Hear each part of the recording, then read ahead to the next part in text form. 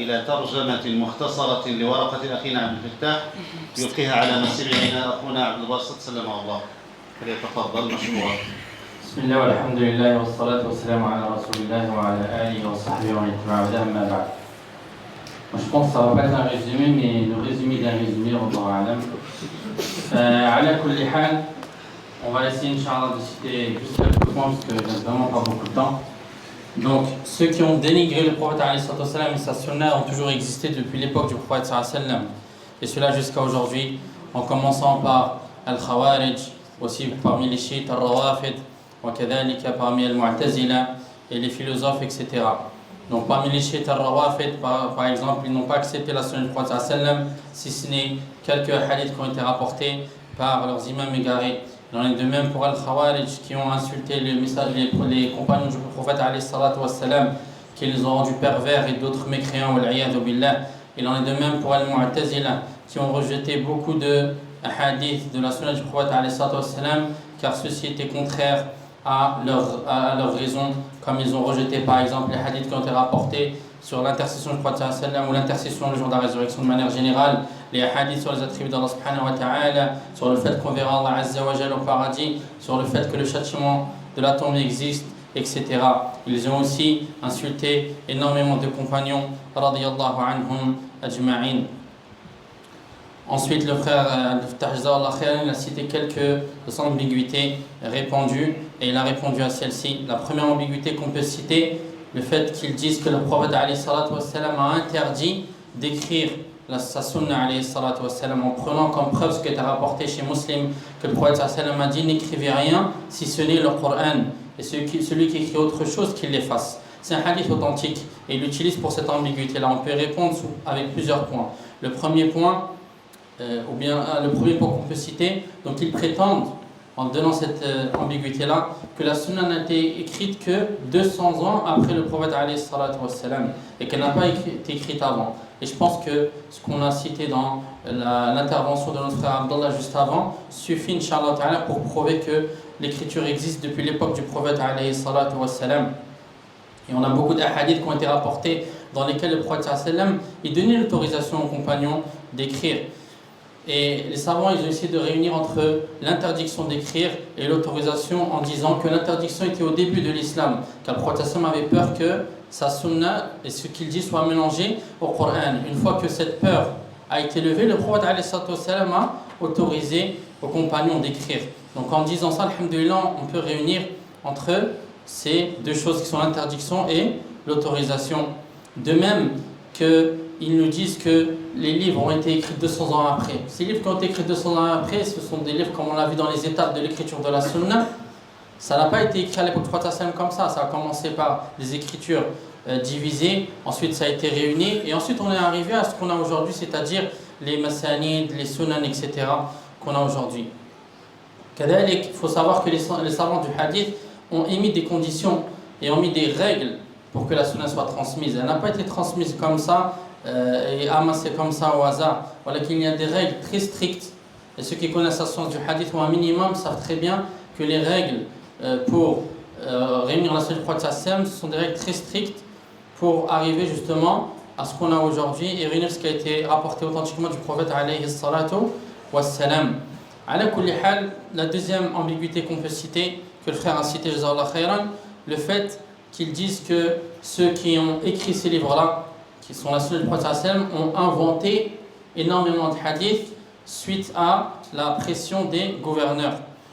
Et on peut répondre à cette ambiguïté-là par plusieurs points. Le premier point, on peut citer par exemple que quelques exemples qui se sont passés de ces imams qui ont rapporté ce livre de hadith, et on voit très bien qu'ils n'étaient pas là pour faire ce que les gouverneurs leur disaient de force et d'aller jusqu'à inventer carrément ce que le prophète n'aurait pas dit. On peut citer comme exemple ce qui s'est passé à l'imam Malik rahimahullah quand il a été frappé jusqu'à ce qu'il soit paralysé par le gouverneur, jusqu'à ce qu'il soit paralysé des mains, et ce qui a été arrivé au Salim Ahmed rahimahullah, qui a été frappé, emprisonné, torturé, etc., car il n'acceptait pas de mentir justement sur Allah et son prophète en disant que le Coran a été créé. De même, il faut savoir qu'à cette époque-là, les gouverneurs n'étaient pas des gens qui aimaient la dunya à tel point qu'ils iront jusqu'à demander aux savants d'inventer justement des hadiths sur du prophète. On peut citer des exemples comme l'imam Malik rahimahullah, qui a utilisé dans son livre Al-Muwatta, qui a rapporté des paroles de Abdul Malik ibn Marwan, qui est un gouverneur.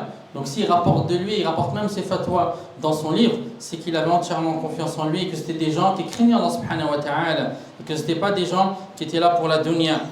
Kadalik, ce qui a été rapporté d'Ibn Khaldun rahimahullah, qu'il dit en ce qui concerne les gouverneurs de la période omeyyade et abbasside, que les gouverneurs de cette époque-là n'étaient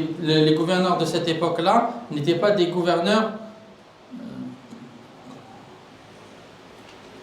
Et ce n'étaient pas des gouverneurs qui avaient cette intention d'être injustes envers les savants jusqu'à les châtier pour qu'ils puissent mentir sur le prophète alayhi salatu wassalam. On attend que l'Aden se termine, Inch'Allah.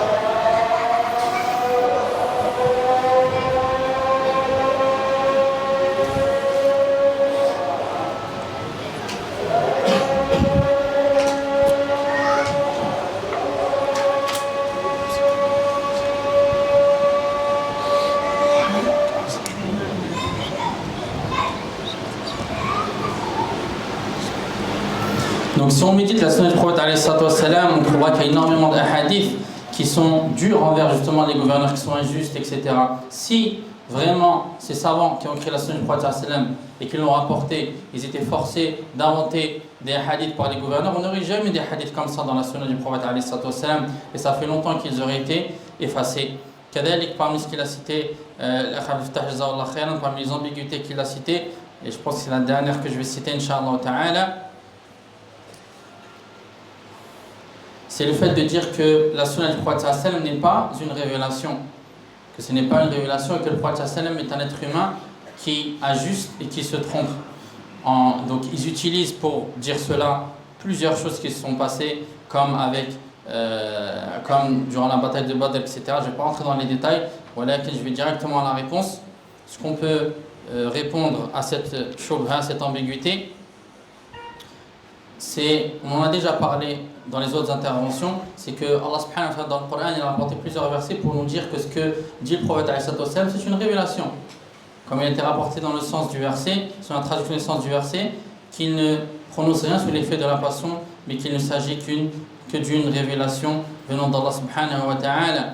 De même que les textes qui sont rapportés dans le livre d'Allah subhanahu wa ta'ala, dans lequel Allah azza wa jal il ordonne aux croyants de suivre le prophète alayhi sallam dans toute chose qu'il dit, dans toute chose qu'il ordonne, dans toute chose qu'il interdit, comme il a été rapporté sur la traduction du sens du verset, ce que le prophète sallam vous donne, c'est-à-dire vous ordonne et vous dit de faire, alors prenez-le, faites-le. Et ce qu'il vous interdit de faire, alors abstenez-vous-en. Et aussi, on peut répondre à cette ambiguïté-là par le consensus et l'unanimité de la communauté dans son entité, sur le fait que la sunna du prophète alayhi sallam, c'est une révélation venant d'Allah subhanahu wa ta'ala, et il faut savoir que le consensus est une preuve que les savants disent que c'est la première preuve la plus forte, car c'est un accord entre les savants, c'est un consensus, une unanimité, et c'est basé sur un texte ou des textes du Coran et de la sunna en plus de cela.